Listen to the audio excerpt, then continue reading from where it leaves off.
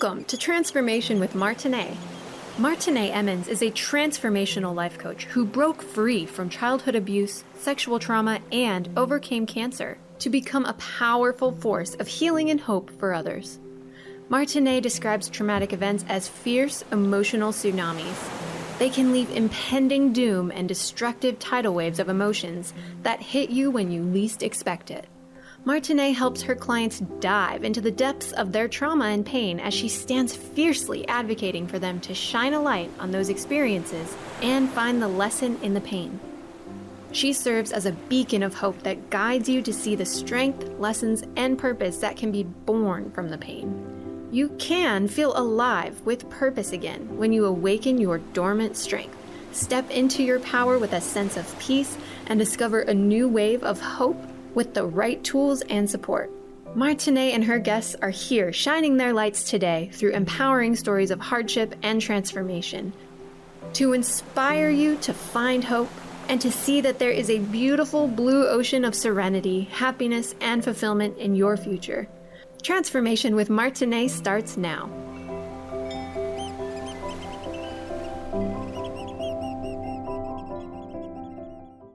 Welcome everyone to Transformation with Martinet. That's me. This is where we overcome everything and compromise nothing. I'm excited to be here as I am every week.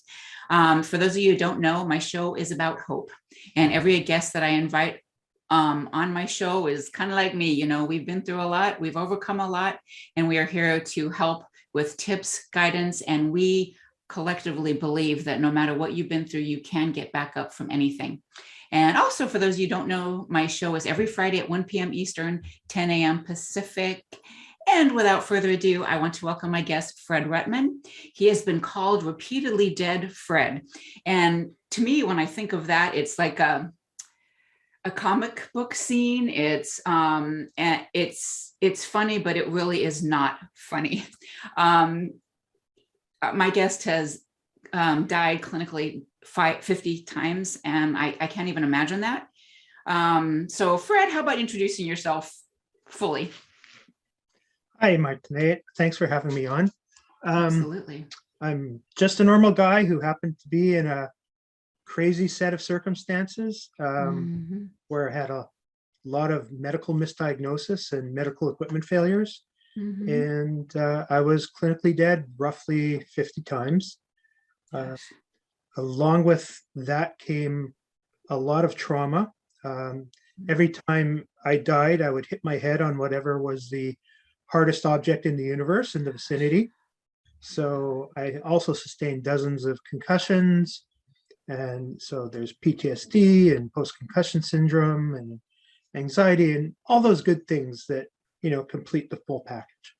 Yeah, wow. I mentioned, before we got the show started, I talked about being on a coach connection call with some of my colleagues, and I said, yeah, my guest today, he has died 50 times, and they're like, did you say 50? I'm like, yep. It's amazing, really. I mean, you know, we've talked about before, like near-death experiences and everything, but not actually, you know, gone 50 times. How did you feel when you came out of those situations? Praise God you did.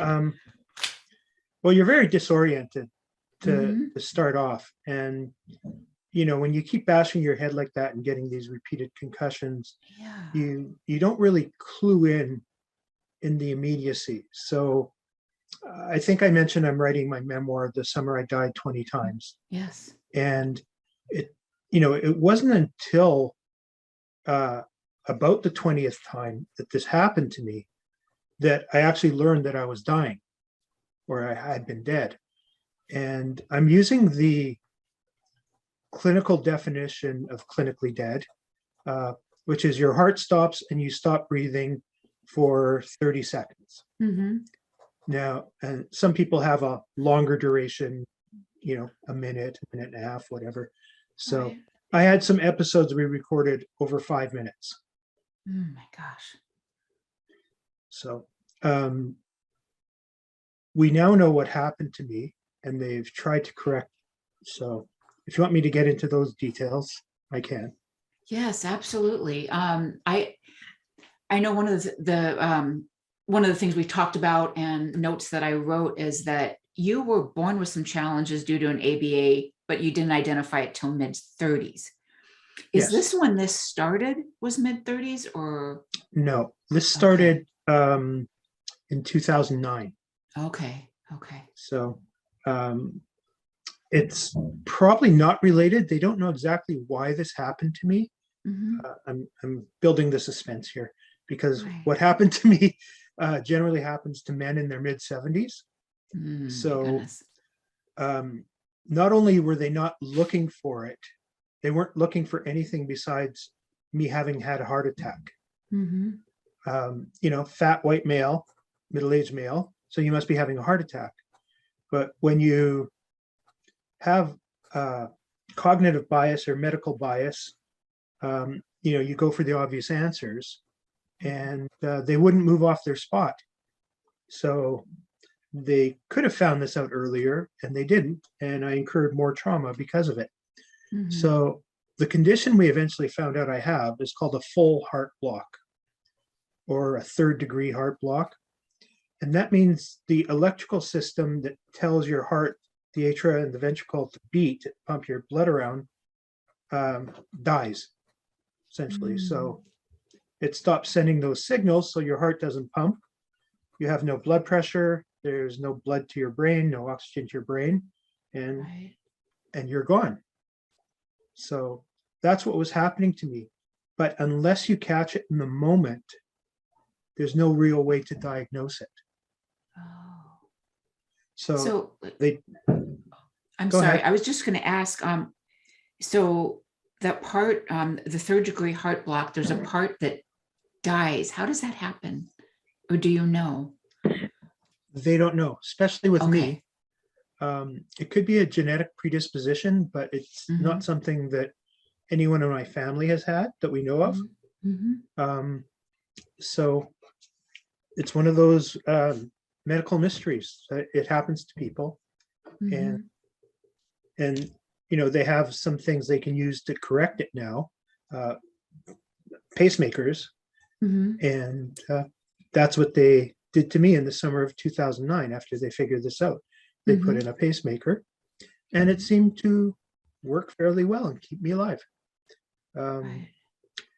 The flip side of them not knowing why this happened is they have no idea why my heart kept starting again. And even 12 years later, I go for a pacemaker checkup and I ask the doctor, any theories yet? No idea. Gosh. So would you say that's like well, it all depends on your beliefs. You believe in God, you believe in the universe, you believe whatever it is. Do you think there's some universal goodness there? I think, I come from the Orthodox Jewish side of things. So I have a strong belief in God. And I believe that God doesn't make mistakes, even though to us it may look like God makes a lot of mistakes. Right. But if I was supposed to be dead, I'd be dead. Right. So I think there's obviously a greater purpose for me being around. And, who can say for sure what your purpose is? Right. I mean, we're just going on trusting our gut, I guess.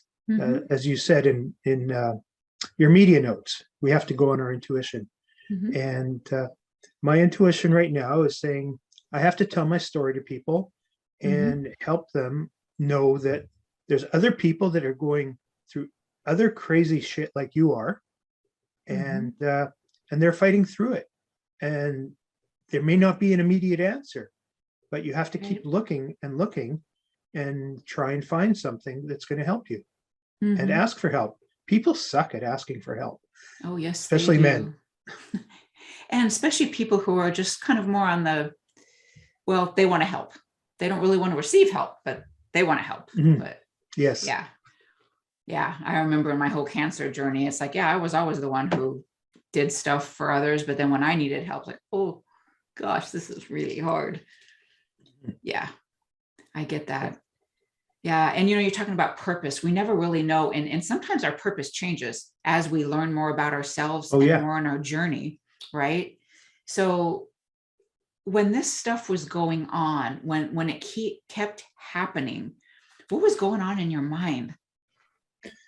Well, I was pretty battered. So for the first couple of months, I really didn't know what was happening. I mean, I knew the consequences of something was happening to me, Mm-hmm. but I didn't know how drastic it was, and that I actually was dying. And then Mm-hmm. by the time I got out of the hospital, I was so beat up that I couldn't really process what had happened to me. I mean, it Mm-hmm. was a good 2 years, and when I started going back to therapy, that I started getting a real understanding of what had happened. And that's when I think it's called flooding. That's when the flooding started. And that's these intense emotional waves that start going through your body, and they're just paralyzing. They make you weep. They'll, drop you to your knees. Doesn't matter what you're doing. Could be in any situation. Doesn't matter. But when the flood wants to come in, it's I guess cleansing you of something, or trying to cleanse you of something. But it's incredibly powerful. And if you're in a group of people, it's, like many things, very embarrassing, even though there's no reason to be embarrassed. I didn't do anything wrong, or I didn't do anything to hurt anybody. Right. It's just your body doing some wacky body thing. Yeah, that's interesting though. You're talking about these floods. So that's like, so you're talking about emotions that you really cannot control. Yeah. I remember I was giving a talk to a bunch of young professionals, Mm-hmm. and I give these talks and I say, "Hi, my name's Fred, and I've been dead." And that usually gets their attention. And just shortly after that, I just had this flood hit, and everybody. Sorry, reading the chat here. That was funny. Whatever impact I had from "Hi, my name's Fred, I've been dead," it paled in comparison to watching them see me flooding. Like jaws were dropping and everything. So it's not just me that gets really uncomfortable when that happens. It's everybody who can see it. Thankfully, those have dropped off to almost non-existent now. But well, I think a lot of us, though, I know for me, it's like I really didn't get my emotions back up to a couple of years ago, or actually probably less than that. I was always so, like, I remember my youngest daughter's kindergarten graduation, and there was this music, and I was just like, "Oh, don't cry, don't cry, don't cry. Oh my God, I don't want to be embarrassed in front of all these people." So I would shut it down, and I would do that so much of my life. No, no, no, no, no, no, no, no. And then I just got it's almost 2 years ago, just kind of broke when I left my son with his father. And no need to go into that story, but all the way home, airport, everywhere I go, and I was just a floodgate that there was nothing I could do to control it. So is that what you're talking about, basically? Because it's uncomfortable for you and them, other people. Absolutely. Yeah. And I think one of the hardest things for people is when you feel out of control. For sure. We have the illusion that we're in control of so many aspects of our lives. But the reality is we're really not. And that is just an extra powerful, I think in my book, I describe it as a tsunami of emotion. For sure. That's part of my intro, is the tsunami. Yeah, exactly. For the show. We're so connected. Yeah. It's amazing how I think a lot of us in this work, how connected we are, because we've got a collective purpose of serving others. Right. Yeah. So we're going to take a break, everyone, and we'll be back more to talk about Fred's challenges and how he has gotten to the place he is today. Thank you, everyone. We'll be right back.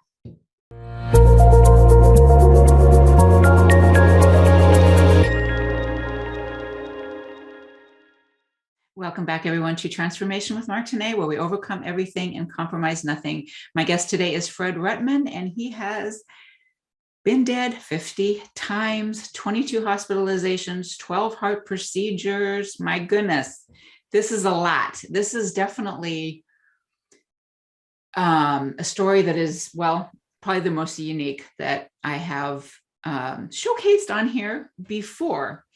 So I was thinking about your story and just some of my own journey of health and cancer and, well, other things. I had an eating disorder from 11 to, well, actually, I still go through it at times, to be honest with you.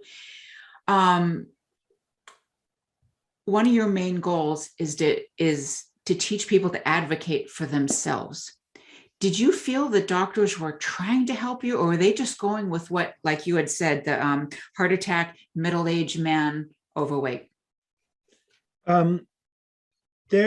My sister's a legal nurse, which means she helps lawyers in malpractice suits. And she says that the three most common things that get doctors sued are errors from miscommunication, leaving something behind, like, oh shit, where's my Rolex? And getting the wrong doses of meds. So, communication isn't a strength for a lot of doctors. And they see you for 4 minutes, and then they're off, and then they're out of the hospital to their private practice. And, it's really the nurses, for the most part, that are the heroes, because they see you 10, 15 times a day. Right. And, but it was really hard to get people to listen. I called a family relative when I was in the hospital, and he's an internist with a lot of cardiac experience. And I told him what was happening to me. And he said, oh my God, you need a pacemaker, like right now. Like you have to go tell them what's going on. And they wouldn't listen to him, small town doctor. Wow. Or big city hotshots. And he was exactly right. So. Right. There was a time that, I understand, but I was never dead. I used to pass out a lot. That happened to me a lot. I remember just like, getting up in the middle of the night, use the bathroom or whatever it is, and dang, down. And this happened a lot of times, and they never really, they chalked it up to syncope. But I remember also being, hit your head on the shower stall or the floor or whatever that, and just really took a long time. And I know that both my ex-husband and my husband now have been like, okay, almost ready to call the paramedics. It's like, she's not waking up, So That'd be terrifying. It is.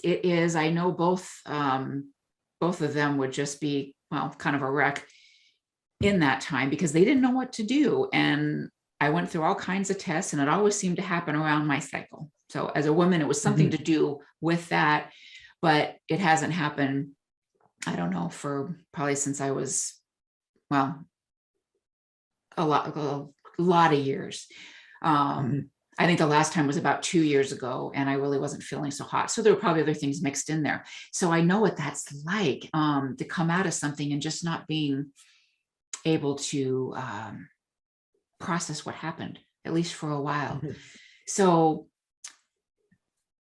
you had your doctor friend, and they were not paying attention to him, whatever, because big shot doctors, like you said. How did you get them then to look at that? They eventually put me on something called a Halter Monitor, which was invented by a guy named Halter. I had that. So here's the mentality. We think something's happening to your heart. We don't know what it is. So we're going to put this monitor on you. We know you've been collapsing, but go home for the weekend. So I had this crazy roommate in the hospital who occupied our washroom for large portions of the day. And so I had to use the washroom down the hall, and I had the Holter on, and I had a few more incidents. And I came back to the nurse's station. I had a black eye and a cut over my eye because I'd hit my head, and my glasses were broken, and the nurse is just like, what happened to you? What the fuck do you think happened? Yeah. Oh my goodness. And then she's still insisting that she wants me to go home. And I'm, no, there's no way I'm going home. So they eventually got to read the monitor, and it caught these incidences. And but it was funny because of budget cuts, they couldn't read it until Tuesday afternoon. Oh my goodness. So the cardiologist comes running into my room all breathless, and he's like, holy shit, your heart's been stopping. Oh, thanks, doc. Oh. So then they figured out a treatment plan for me, and that I would need a pacemaker like my relative had said. So Yeah. Wow. But they still didn't put me on any sort of urgency list. They scheduled me for, it was either a Thursday or a Friday afternoon. And, and then got towards the day of the surgery where they were going to do the implant. And I had a couple more episodes right in my room. And, people were watching while this happened to me for one of the first times. And you'd think after that happens to me twice in an hour, you'd put me in an ICU or something under a lot more watch. Yeah. No. So, and I don't want to make it look like this is a condemnation of the medical community. Right. But I think in every industry, you've got your, how the fuck did this person get hired employees and, superstars. And unfortunately, in the last few years, I've trended way too more towards the superstars. And I've got a really good medical team right now. Right. And the thing, it's like 2009 was not that long ago. No. So it seems like there would be more advances like this, the way that some of this treatment was, it sounds like it was just like a long time ago, not 13 years ago. Yeah. Well, pacemakers have been around for a long time as a treatment.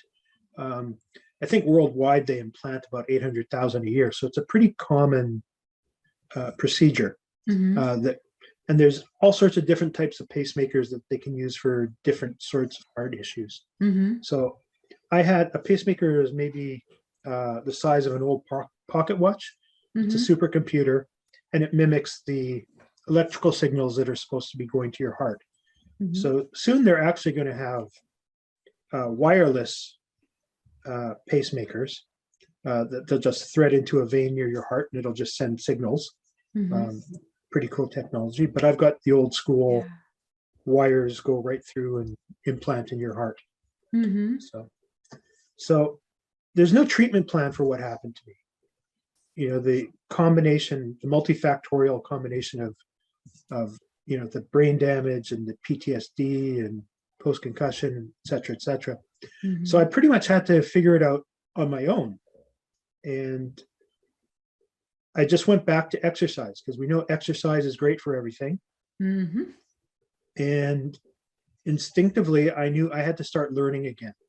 So I started taking courses and things of that nature, but I wasn't able to go back to work. And in 2013, I was getting ready to go back to work. And this started happening all over again. So I finally get, to the doctors, and they're stumped because, again, they wouldn't look for something outside what their normal processes were. Because what was happening to me rarely happens. And what happened is we think something happened in my first surgery. And we learned that a little bit down the road. But my pacemaker started malfunctioning. And I'm 100% dependent on it. So when it stops, I stop. And that's what was happening. So that was, usually the company that makes the pacemakers, if they know that something's going wrong, because they'll have a number of reports from hospitals and doctors around the world, they'll tell you to be on the lookout for it. There was nothing on my pacemaker. So, so they eventually figured out that the pacemaker had fried, or the lead had fried, and the decision was to try and replace it.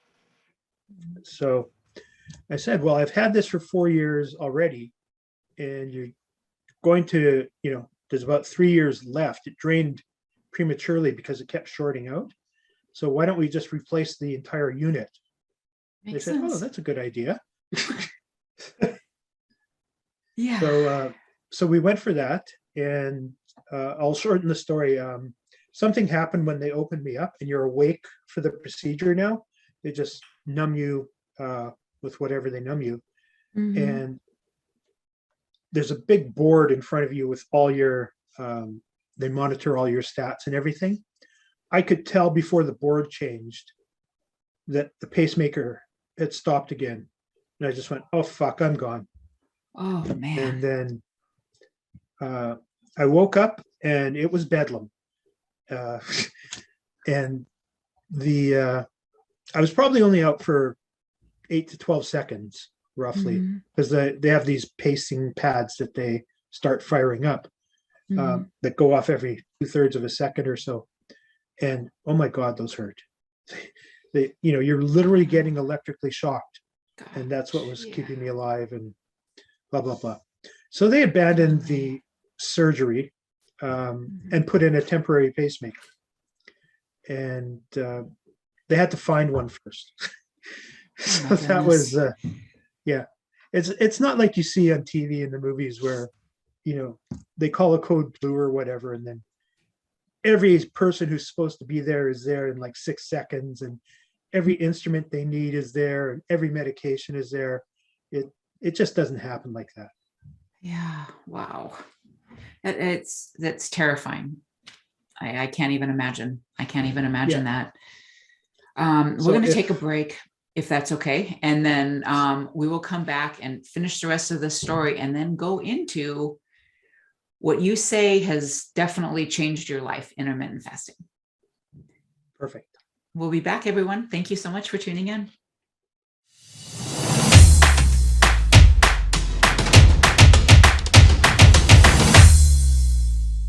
Back, everyone, to Transformation with Martinet, where we overcome everything and compromise nothing. My guest today is Fred Ruttman, and we've been talking about his journey of actually being pronounced dead 50 times.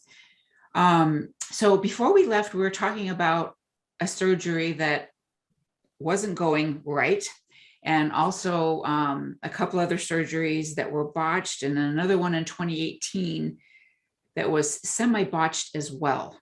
So what happened from there, Fred? What happened from there is, I guess in 2018, I went for a visit to my cardiologist for a regular check. And I'm sitting in the exam room, and he comes in and he throws a book at me. And the book is The Obesity Code by Dr. Jason Fung. So Dr. Fung's a nephrologist in one of the suburbs of Toronto, and he wrote a book on intermittent fasting. And my doctor says, buy this, read this, do this, but only after we get buy-in from all your other doctors, because this is relatively new to them, and there's things that could affect your medications. So I guess this is where we put a little disclaimer here that if you're going to attempt intermittent fasting, you should work with your appropriate medical professionals, and it's not recommended for women who are pregnant or breastfeeding or have some sort of previous eating disorder. Right.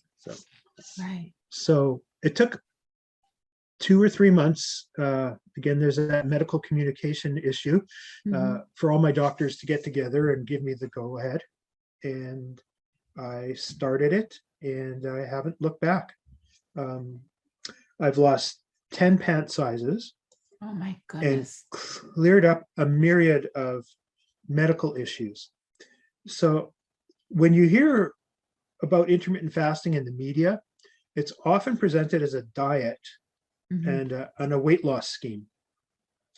But it's really more than that. And my cardiologist and his colleagues didn't really know about this other aspect yet, because it was very new to them, even though it's been around for centuries. My friend Jen Stevens, who I learned most of my fasting guidelines from, Mhm. says that intermittent fasting is the health plan with a side benefit of weight loss.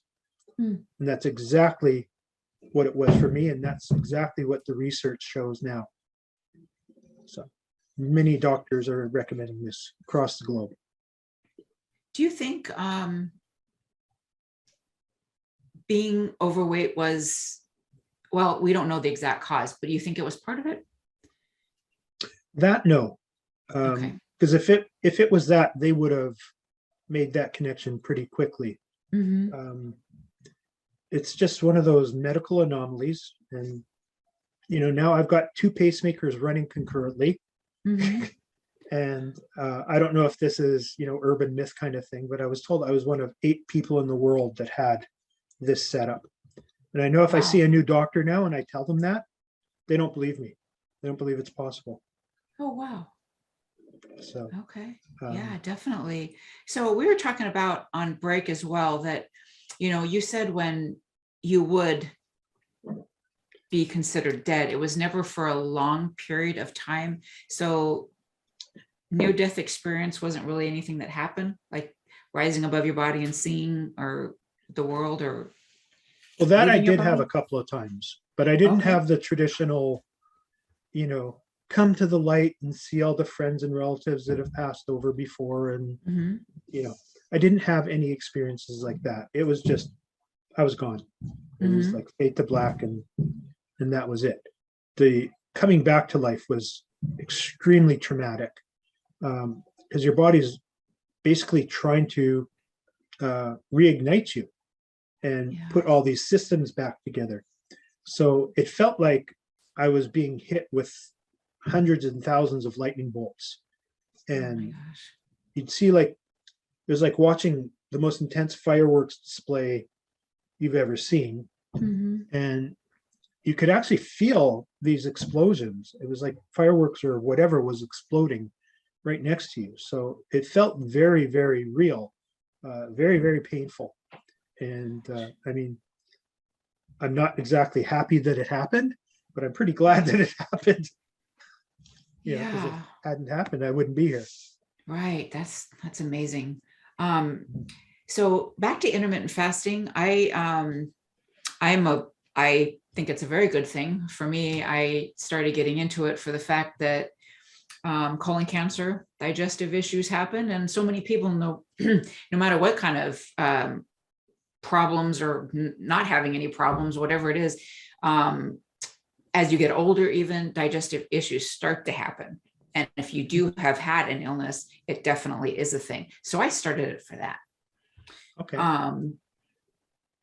What has, like, how, I guess, like, how has it changed your world? Like, I know what you, like, I guess what I mean is, like, I understand, like, thinking about the whole thing for me, like, okay, well, my body just runs more efficiently because it processes food for a certain amount of hours and the rest of the time it gets a break. So what does that look like Yes. for you? So much more. So much more. Mm-hmm. The large majority of my neurological damage Mm-hmm. has been compensated for by intermittent fasting. Mm-hmm. When you intermittent fast, your body has all these epigenetic functions. And my understanding of epigenetic functions is they're all these little subsystems that we're just beginning to find out about Mm-hmm. in our body, that when you apply certain positive stressors to them, they start activating healing processes. Mm-hmm. And the one of the big ones is when you intermittent fast, you start pumping out neurotropic factors. And these are little things that start working on your brain and your nerves and your axons and dendrites and new pathways and getting rid of scar tissue and all sorts of things like that. And it gave me more healing for my head traumas than anything else. Mm-hmm. I won't say that I'm 100% back to normal, because I was pretty abnormal to start with, but But it's pretty remarkable. I remember a couple of years ago, I was visiting with my therapist, and I said, what do you remember from our first time talking about this? Mhm. And she said, I remember thinking, I can't believe you're any degree of functional at all after all this trauma. Oh, So I think I'm in a pretty good place now. yeah, no doubt. When this first happened to me, they also diagnosed me as type 2 diabetic. Mhm. And my blood sugar numbers were off the charts. They were 23 Canadian, and I think that's like 440 American. So basically, I had caramel running through my veins. Okay. They put me on insulin, and 6 months after starting intermittent fasting, I was off medication. I was off my insulin. My blood sugars were normal. Mhm. My doctors were freaked. But this is pretty common with intermittent fasting. So they tell you that type 2 is a chronic condition and you're only going to get worse and you're going to have, limbs amputated and all this, gory stuff. Yeah. And it's just not true. They're just treating it wrong. Yeah, the stuff that you were saying is I've never heard of that intermittent fasting can get rid of scar tissue. Yes. So you have a process in your body called autophagy. Mhm. And what it does is it's your recycling system for proteins in your body.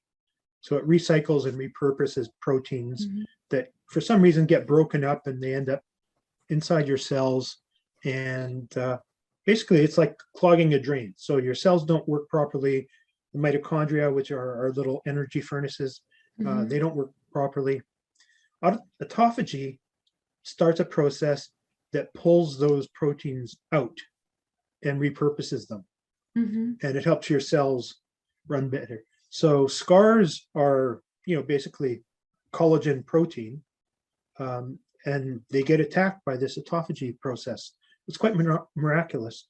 Mhm. I know I ended up as a moderator in a 335,000 member Facebook group, Mhm. and it was primarily women. And a lot of them, their stretch marks went away, their cesarean scars went away, Mhm. their varicose veins went away. Like it just, that's just the tip of the iceberg. Yeah, that's actually really amazing. What I was thinking about, and I've heard a lot of at least holistic practitioners, because I was raised by, holistic, remedies, naturopath, homeopathic. The only time that we went to a doctor was for a broken bone. My parents didn't really believe in it. But one practitioner said that you basically get a new body every 7 years. Have you heard that before? New I've heard cells. versions of that. Mhm. I think your body makes over most of your cells over Mhm. 7 years, but each cell doesn't replicate at the same pace. Right. So I think fat cells have a really long life. Unfortunately for many of us, Yeah. we'd wish they'd die off. And obviously your skin has to have a quicker regeneration period. Mhm. For sure. We know red blood cells are pretty much 90 days. You get a new complete overhaul every 90 days. Mhm. So your bones are slower. But speaking of bones, that's another thing that intermittent fasting does well for women in particular, is it starts producing more growth hormone for you, which helps with osteoporosis and bone density. Mhm. And we've had many people report that their osteoporosis has improved or their osteoarthritis has improved. It's wonderful. Absolutely wonderful. Mhm. Yeah, so many more benefits actually than that I even was aware of. So that's very interesting. I need to do my own research. Yeah. So we're going to take another short break, and we'll be back, everyone, with some final thoughts from Fred. Thank you, everyone.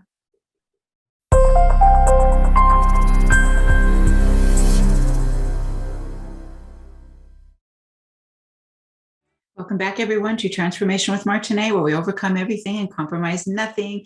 My guest today is Fred Ruttman, and he's been sharing his amazing story. So, Fred, before we go any further, tell us about the memoir that you're writing and when it will be available for people? The title is "The Summer I Died 20 Times." Mm-hmm. I finished the actual writing and I need to get it edited. So I'm going to have to do a Kickstarter. So if any of you are interested in the book for whenever it comes out, or interested in being part of the Kickstarter, you can find me at Repeatedly Dead Fred on Instagram, and send me a note and I'll put you in the queue. Yes, and you know, actually share the rest of your social media while we're at it. My email is repeatedly.dead.fred@gmail. You can find me on LinkedIn. LinkedIn, look for Fred Ruttman. And Facebook group I was affiliated with is sort of being archived, but it was Delayed Don't Deny Book Support Group. It was founded by Jen Stevens. That's how I became connected to her.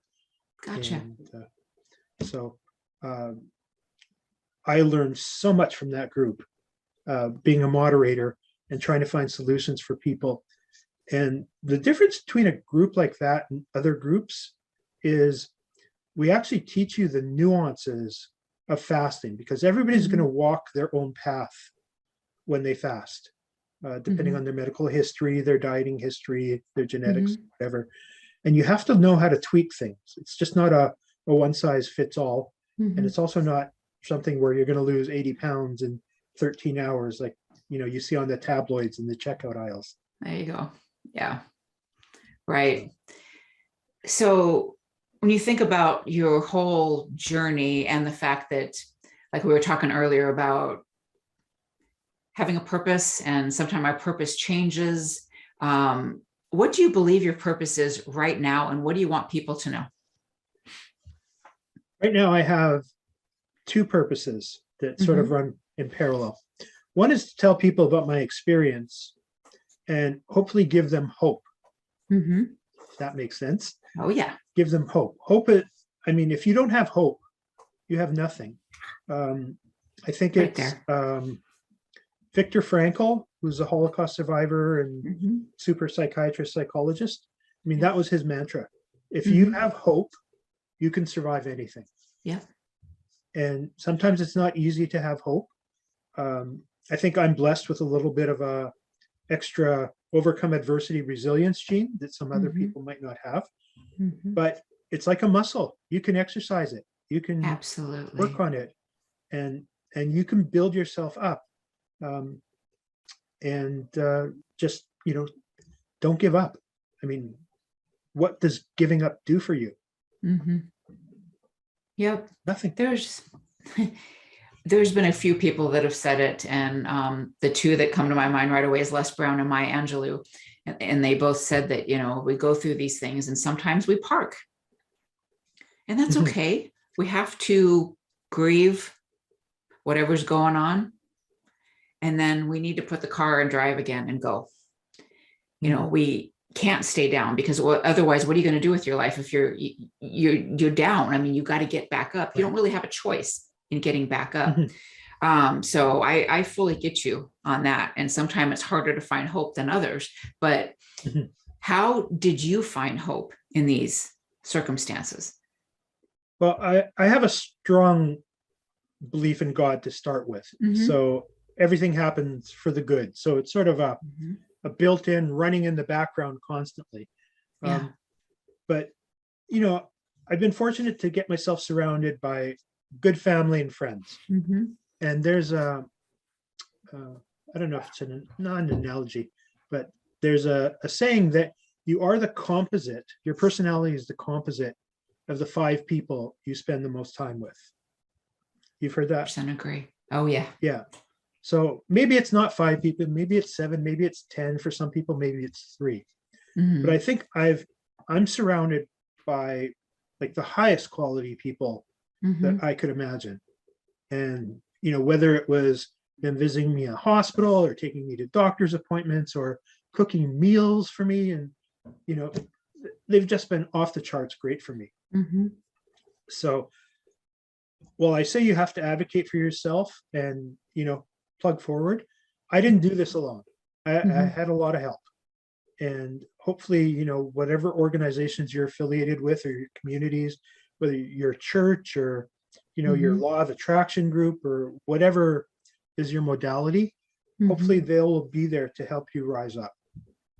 Absolutely. And we do, like we talked about earlier, we have to be able to ask for help as well, because people don't know. A lot of times, even whether it's in a romantic relationship or your friends or a parent, you can't expect people to know or read your mind what you need. You have Right. to be willing to ask. Especially with a Yeah. condition like mine, like you can't see a concussion, you Right. can't see my heart malfunctioning. Right. You don't know why I'm behaving, oddly. Right. So I'm just lucky that the group I'm affiliated with are very in tune, and they're just natural helpers.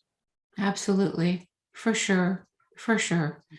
So what would you tell somebody that is in a situation where hope is not there at the moment? Maybe they don't have as strong of a muscle as you or me. Because, I said, it was the last show or before that, it's like, no one's going to do the push-ups for you. You have to be able to ask, for help. You have to be able to put in the work yourself. So what would you say to somebody? There's an endless supply of hope. Mm-hmm. It's not, like our supply chain for hope is not damaged like the rest of the supply chain. Right. So hope is a decision. And Mm-hmm. you may not be the most hopeful person at first, and you may be wondering, why is this happening to me? Or is there no hope? But you can keep grasping for it. You can keep trying to fill your brain. So when I was moderating in the group, I said, your attitude and patience are your biggest superpowers on this voyage. Mm-hmm. And it's the same with hope. You keep feeding your brain, whether you're listening to podcasts or reading books or watching videos. The more you feed your brain and with things that can give you hope, the better you'll be. It's like you're inoculating yourself. Absolutely. 100%. I remember when I got the diagnosis for cancer, it was like, all right, at first I was kind of shocked. And then it was like, all right, let's go. Let's go. We're going to beat this. And I'm sure you felt that way too. Like you're going to fight. Eventually, yes. Yeah. Yeah. So. I thank you so much for sharing your story and coming on and giving good advice and hope to our audience. I appreciate it very much. Very welcome, Martini. Thanks for having me on. Absolutely. Thank you everyone so much. Please tune again in next Friday again, 10 a.m. Pacific, 1 p.m. Eastern time, and come back for more stories of hope and inspiration. And if you have a story of hope, inspiration, please reach out to me at the station or an email at martine@martineemmons.com. Thank you so much, everyone. Bye. Thank you for listening to Transformation with Martine. Did listening today spark a sense of hope and possibility? Hold on to this feeling and tune in every second and fourth Friday at 10 a.m. Pacific for more inspiring conversations with Martine and her guests. They will show you there is hope, and you are right where you need to be. Martine is dedicated to supporting you right where you are while launching you towards promise, passion, and possibility that leads to the fulfilled life your heart aches for. If you're tired of being stuck, schedule a complimentary consultation with Martine and get on the exciting path towards the life you want to be living. Visit martineemmons.com and make your appointment today.